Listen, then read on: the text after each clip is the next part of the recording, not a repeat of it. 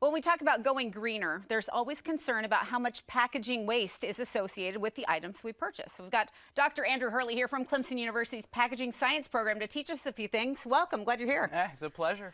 You're seeing a great demand from companies that are asking you to help them make their packaging eco-friendly, but eco-friendly, kind of a vague term. What's the problem there? That is the problem. Terms like sustainability, eco-friendly, green, all natural, you know, these words aren't very specific, and so it makes informed decision making more difficult.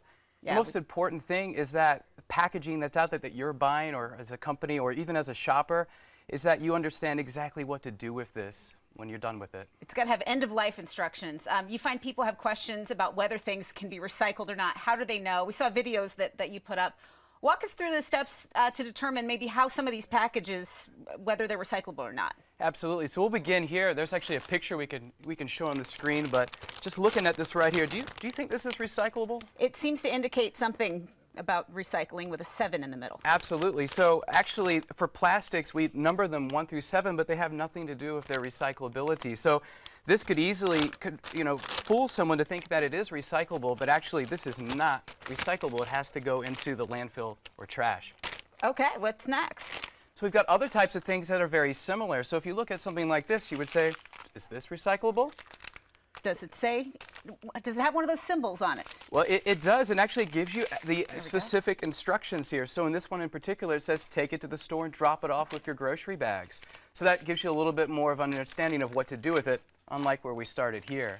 Okay, what are the other notable ones? Anything surprising in this stack especially? Absolutely. So we have something like this, and you would immediately think, oh, this may not be recycled, but actually they've linked up with a company called TerraCycle.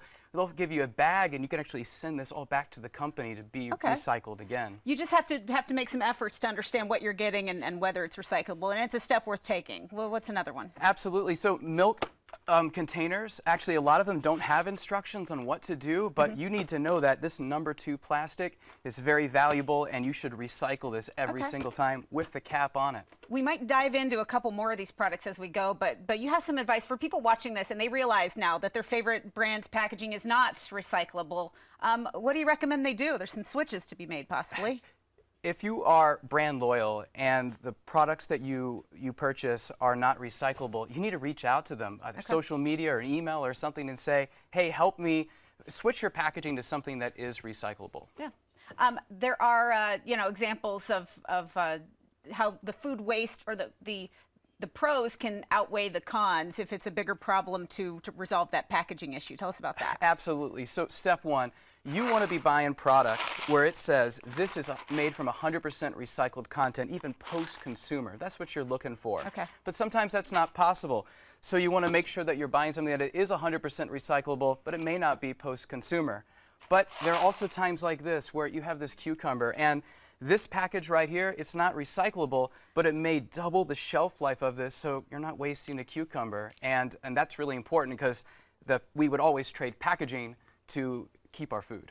There you go. So there's a balance for everything. You can't put a broad swipe across and say every single thing is going to be recyclable 100%. Absolutely. We can easily take one step is composting our food waste. And it doesn't have to be a big effort. Some people think you got a big farm and a compost pile, but this is something we can all do.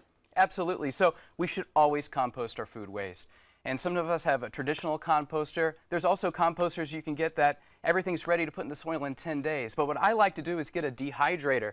You can actually put all of your food waste in here. This is actually packaging that's compostable ready. You just stick it in here, plug it up, and 8 hours later, look at this. You have all of your food waste in that packaging ready to go. It doesn't smell. It's not going to attract animals, and put it right in your yard. That makes it much easier to get into. Absolutely. Great info about sustainability and packaging. Is there anything that you want us to know about that, or just the work being done at Clemson University in this department? Just incredible, right?